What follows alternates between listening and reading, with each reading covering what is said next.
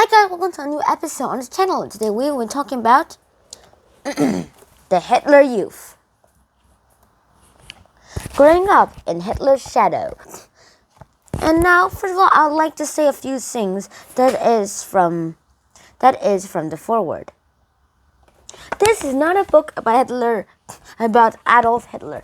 This is a book on the people who lived in the Hitler camps, the Hitler Youth, who were brainwashed by Adolf Hitler. This is a memory of all of them, and it is their story.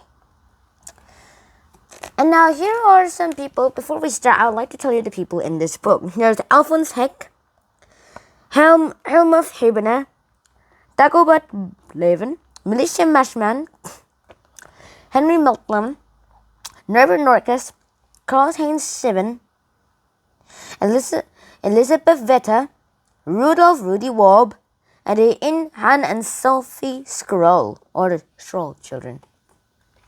And there's even this picture of a boy. Who is already at the highest ranks of all. He's really young, but he's in a really high rank, like in the army. Wow.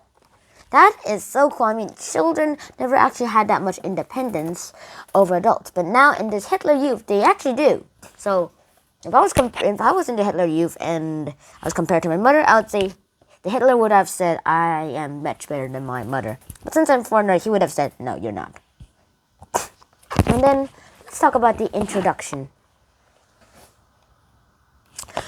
The introduction, it starts on Sunday, January 24th, 1932. It was a typical day in the morning, and then Herbert, the guy we just talked about earlier, was dressing up in his SA, or bodyguard of Hitler's uniform. And his army was nicknamed the Stormtroopers. No, not the Star Wars guys, but just the Stormtroopers, not Star Wars Stormtroopers. All right. And then what he did is that he went all the way to Hitler Youth, and then he was really good there. Then he starts moving around. And then one day he went all the way to a place to give out propaganda leaflets. And then a group of communists, or Reds, as they were called back then, were looking at him. And then what happened was that he foolishly just did not stay, and the accident they dropped it, and then they started attacking him. He eventually was able to free out, and then he was called to a taxi. When he arrived at the hospital, it was too late, and he died. And then it was declared that on January 27th, that was the day when he died, there will be a holiday. And there was even a funeral. There's even a funeral for him. Before he died, however, in the fight, he left his bloody handprint on the wall. And there were these words.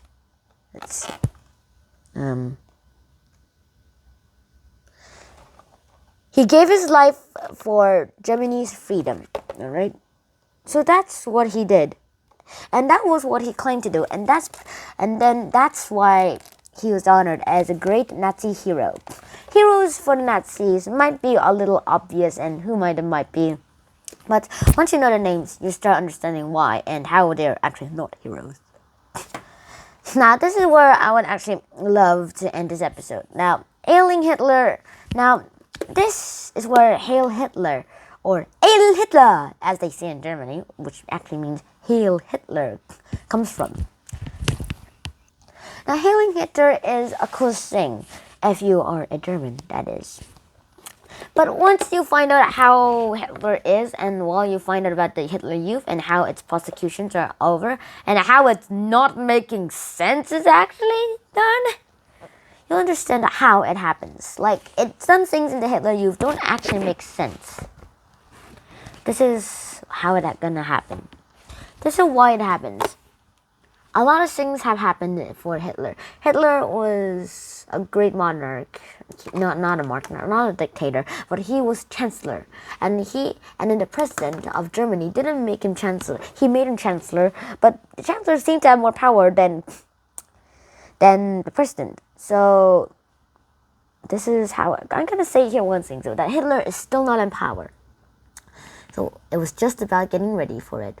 So yeah, this is where I'll end this episode. I hope you enjoyed this episode as much as I did. Please like, share, and subscribe to the channel if you haven't already. And I'll see you in the next episode. Shinhan out. Peace.